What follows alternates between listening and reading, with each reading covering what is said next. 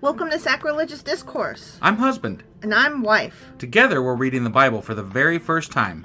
We grew up without religion and wanted to know what all the fuss was about. Well, what have we learned so far? That God is a dick, and apparently some people believe in talking donkeys? We're not trying to pass ourselves off as experts. Nope, we're just reading the Bible for the first time and giving our first take reaction. If you'd like to join us in this venture, you might consider starting at episode 1. Otherwise, jump in wherever you like. All right, let's go read the Bible. Yeah, let's get to it. Husband! Wife! Do you remember what happened on Friday and where the hell we are today? Well, on Friday, we got done reading Jeremiah chapter 40. Correct. And in that episode, Jeremiah was... Well, no, I'm sorry. Let me rephrase that. Jeremiah was given the choice to stay in Israel / Judah / Jerusalem. Right. Or go to Babylon. Yeah. Right? Where he would be treated well and looked after. Correct. Yeah. And he chose to stay in Jerusalem or and whatever. Jerusalem adjacent anyway. Or whatever. Right. And this is after that area has been completely destroyed by Babylon. Right. And then he was there was the new leader of Israel or whatever. His name was what was his Gedaliah? name? Gedaliah? Yeah. He's the governor. Right. He's the new governor. Appointed by Nebu... Somebody. The king of Nebuchadnezzar. Babylon. Nebuchadnezzar. Right. Yeah. What? We're off to a strong start tonight. Look, I'm sorry, but all day today I've been struggling to remember dude's name. Right. Nebuchadnezzar. Yeah. So anyway, he was maybe doing some good stuff because people were coming back in from the country and what have you. And Gedaliah was. Yeah. But then he heard that somebody wants to kill him. Some guy named Ishmael might be Ishmael, yeah, coming after him. And he was like, It'll and be we're fine. like, yeah, you probably should pay attention to that dude. Yeah. And then that was kind of where it left off. Yeah. So, and if you listen to our Q&A Saturday, you might already know a thing.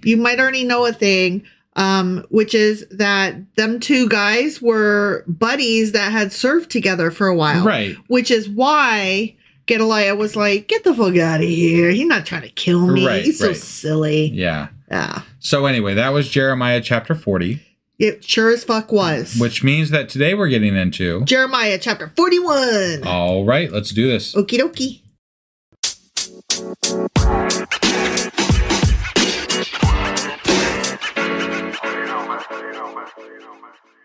All right, so we are getting into Jeremiah chapter 41. Okay. Which is a continuation of the previous chapter regarding Ishmael's conspiracy against Gedaliah. Got it. Okay? Yeah. So we're in the middle of this whole narrative thing. Speaking of which, this chapter in particular is part of a narrative section that runs from chapters 37 through 44. Okay. Yep. So here we go. Now it came to pass in the 7th month that Ishmael, call me Ishmael, the son of Nethaniah, the son of Elishama of the royal family and of the officers of the king. So see, he's part of that royal line, lineage, came with 10 men to Gedaliah, the son of Ahikam at Mizpah. Okay. So he's like... This doesn't sound good for Gedaliah. Mm-hmm. He's like, me and my buddies here. And he's like, yeah? Yeah. And there they ate bread together at Mizpah. Okay. Well, that's not so bad so far. Yeah. They sat down and had dinner. Yeah. Then Ishmael, the son of Nethaniah, and the 10 men who were with him arose and struck Gedaliah, the son of Ahikam, the son of Shaphan, with the sword. There it is. And killed him whom the king of Babylon had made governor over the land. Boom, dead. I guess at least they gave him a last meal, maybe? I don't know what to think of that. That's just rude. Yeah, no. Yeah. No, don't go over to somebody's house and eat dinner with them and then kill them. Don't. It's not a nice thing to do. Ishmael also struck down all the Jews who were with him. Oh, damn. That is, with Gedaliah at Mizpah. And the Chaldeans who were found there, the men of war. He's like, you're dead, you're dead, you're dead. Ishmael is like, everybody's dead. I don't feel like this is a good move. This is you just probably got fucking conquered by the Chaldeans and Babylon and everything, and you're killing them already? He's like, watch this. What an idiot. Right? And it happened on the second day after he had killed Gedaliah, when as yet no one knew it, that certain men came from Shechem, from Shiloh, and from Samaria, 80 men with their own beards shaved and their clothes torn, having cut themselves with offerings and incense in their hand to bring them to the house of the Lord. Okay, so let's go read some notes here real quick. Okay. Let's catch ourselves up. Sure. Okay, so Ishmael murdered Gedaliah along with all the Judean officials and Babylonian supervisors at Gedaliah's headquarters in Mizpah during a mealtime when the covenant community is celebrated and the people were less guarded. Okay. So they were like, wasn't that great? Oh, by the way, you're dead.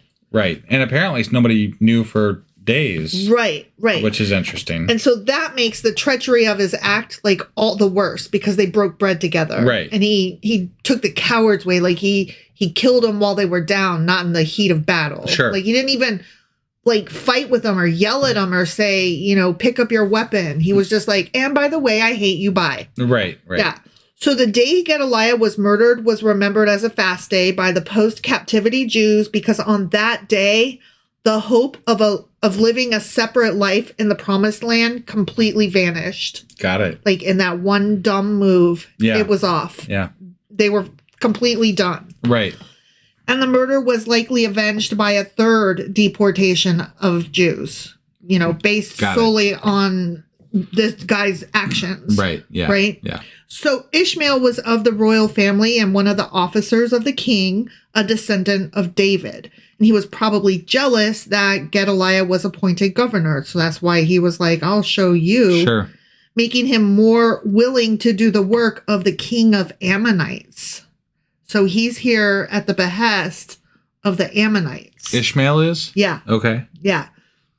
Ishmael and his men had so effectively killed all the men at the Mizpah settlement that it took some time for the news of the murder to be known. Oh, wow. So, yeah, it was not just like the next day, but it was like a few days. Right. Because they just killed them all. Like, 1, 2, 3, go. You're all dead. Yeah. There was nobody even left to, like, tell the tale. So this was a planned assassination / whatever. Yes. Okay.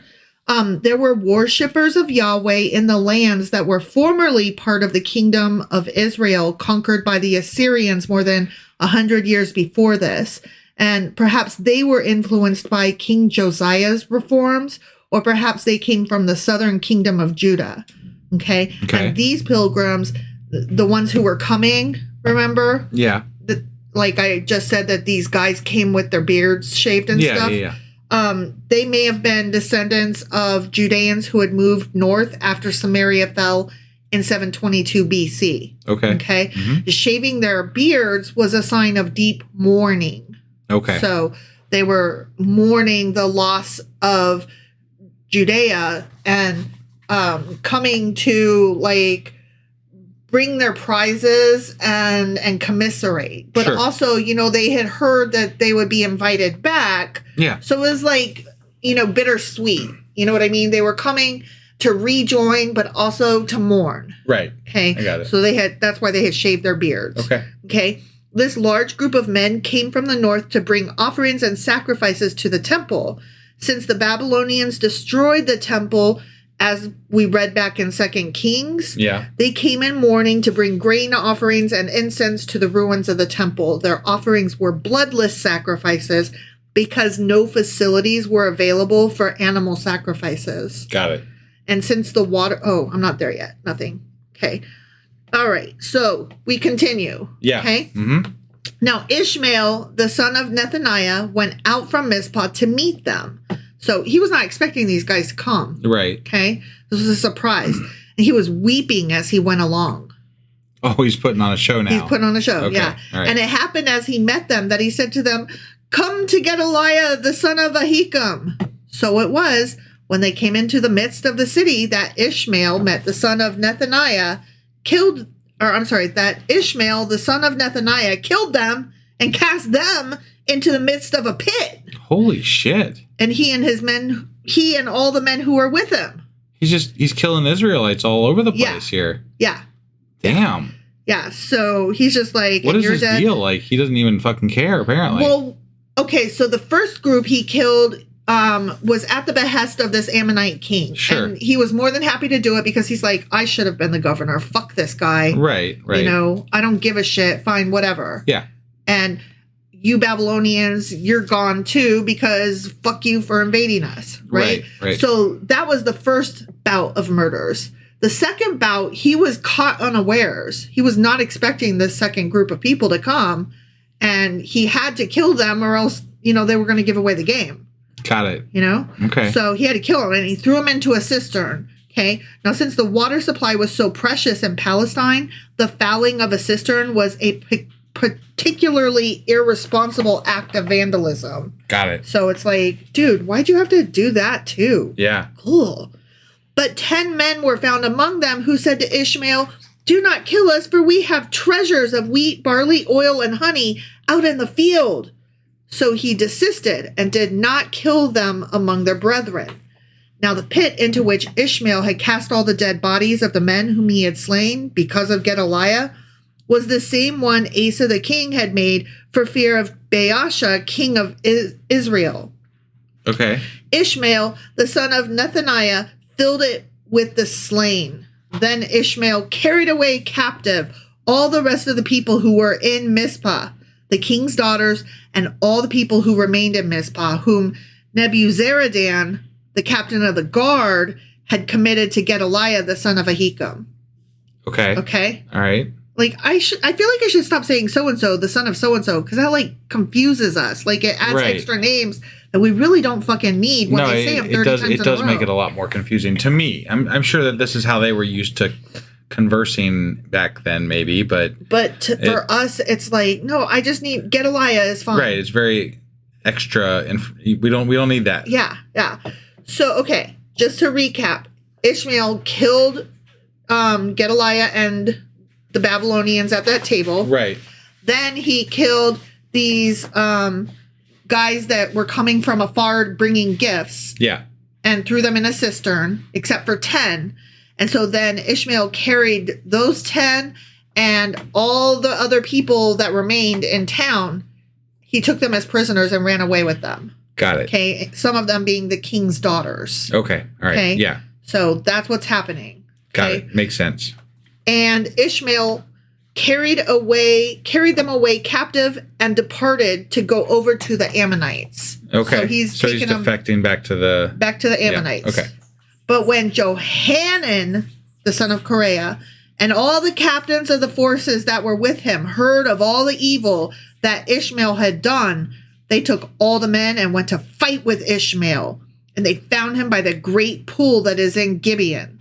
So it was when all the people who were with Ishmael saw Johanan and all the captains of the forces who were with him that they were glad. They were like, oh, thank goodness somebody's here to save us from this creep-tastic murderer. Right. You know? Yeah.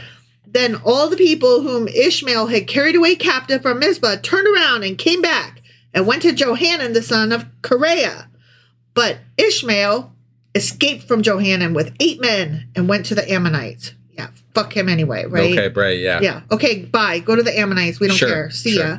Then Johanan and all the captains of the forces that were with him took from Mizpah all the rest of the people whom he had recovered from Ishmael after he had murdered Gedaliah, the mighty men of war and the women and the children and the eunuchs whom he had brought back from Gibeon. And they departed and dwelt in the habitation of Chinham, which is near Bethlehem, as they went on their way to Egypt. Okay? Got it. So Johanan is like, obviously we can't go back to, you know, where we were staying. Where we were, because Ishmael nixed that deal for us. The Babylonians are going to have our hides. So we got to go to Egypt. That's our only hope. Yeah. So he's taken the people with him back to Egypt. Okay. Which to me is just a turn of irony. Right. Yeah. Right. Yep. Because of the Chaldeans. Okay. As they went on their way to Egypt because of the Chaldeans. Mm-hmm. For they were afraid of them because Ishmael had murdered Gedaliah, whom the king of Babylon had made governor in the land. Right. Okay. Yep. So that's the end of that chapter. Now, Ishmael's motive in transporting the remnant may have been threefold. Ishmael, the murderer. Yeah. Okay. One, he may have wanted to escape punishment, so he took all the people with him, right? Sure.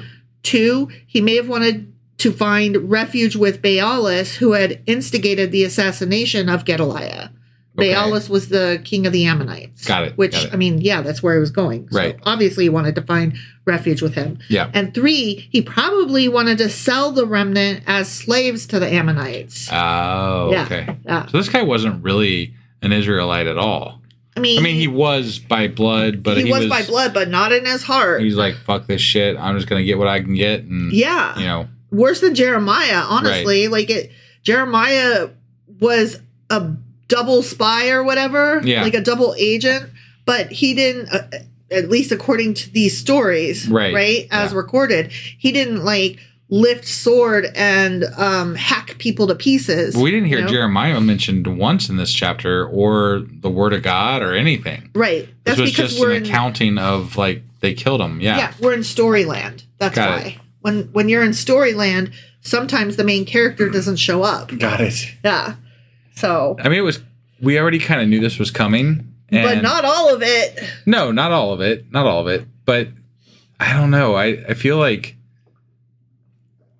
this just makes the story weirder. It doesn't make it like better. It just makes it weirder. Like he just murdered. It was some other king in some other land that wanted this Israelite guy to murder him. And he's like, you got good reason to do it. So do it. And then he killed him. And then that was that. But that was the smaller picture. The bigger picture is, and that was the very end of any potential chance for Judea to reestablish itself there at that point. Yeah, like, which makes sense though. Like we already know that you know there was a Babylonian exile, right? Yeah. So we knew that this whole thing was kind of weird to begin with. Like what? They were reestablishing themselves, right? Huh? Yeah. That was odd. So I mean, this actually makes more sense now. Yeah. I mean, to some degree. I appreciate it because it lets us know that like everything didn't just happen overnight. Like it wasn't just like, and Babylon came in and took charge and killed all the kings and that was it. The end. Right. Like there was a lot of like, and this happened over here and those people were still fighting over there. And then you had some of the Jewish people were like fighting their own interests. Yeah. You know? Yeah. Like they weren't all on the same team. Right. That to me bears repeating in my mind because to me, I hear these stories and I'm like, the Jews did this and the Jews thought that. And it's very easy to think of them as a monolith. You know what I mean? Yeah. I gotta say though, so Jeremiah decided to stay with this remnant in Judah, right? Mm-hmm.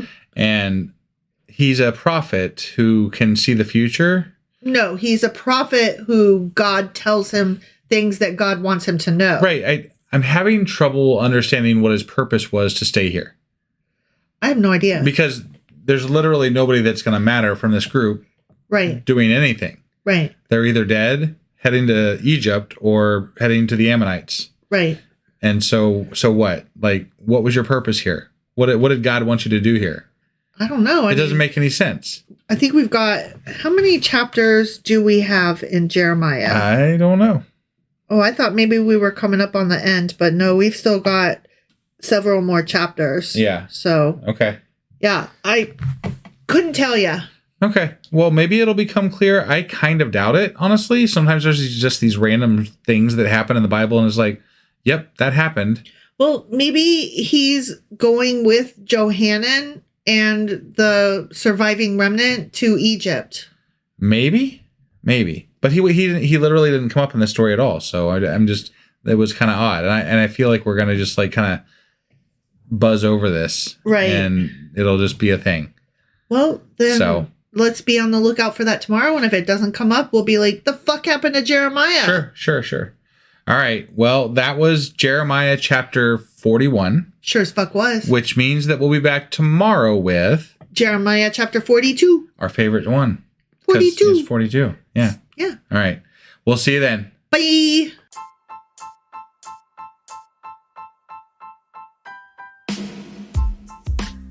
Hey, wife, I guess that's the end? But husband, that's just sad. It doesn't have to be. We are on lots of social media platforms like Twitter. Our handle there is sacrilegious_D. For D's nuts. Oh my God. Stop doing that. Anyway, we're also on Facebook, Instagram, and Pinterest. There's a link to all of our social media sites at our website. Ooh, we have a website? Yeah, it's sacrilegiousdiscourse.com, where you can also find a link to our merch shop. We have a merch shop? Yep, we have podcast-themed clothing, mugs, notebooks, and more, as well as an atheist and science-themed products. Wow, our fans should really go check that out right now. Definitely. They can get in touch with us by sending an email to sacrilegiousdiscourse@gmail.com. But before they do that, we could really use some help. Oh yeah? With what? Well, it's not free running the podcast, and we need some financial support in order to get better equipment, which will free up time so we can concentrate on our podcast and our fans. Okay, so what should they do? Head over to patreon.com/sacrilegiousdiscourse and sign up as a contributor on our podcast. Supporters there receive additional bi-weekly episodes that we record just for our Patreon members for as little as $2 a month. Also, we'd really appreciate it if you would like and subscribe on whatever platform you're using. And Apple Podcast reviews help us out tremendously. Like and subscribe. Leave an Apple review. Join us on Twitter. Support us on Patreon. That's a lot of instructions. Don't forget to say thanks. Thanks. Okay, bye.